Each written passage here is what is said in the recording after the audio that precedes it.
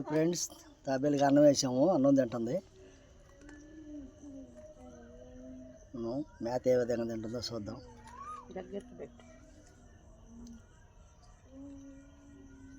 అన్నం మెతుకులు తింటుంది. ఉడికిపోయిందా?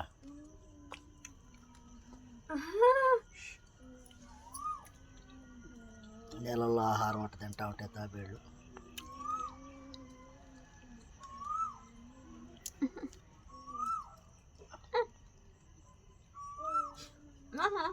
ఊరుకో.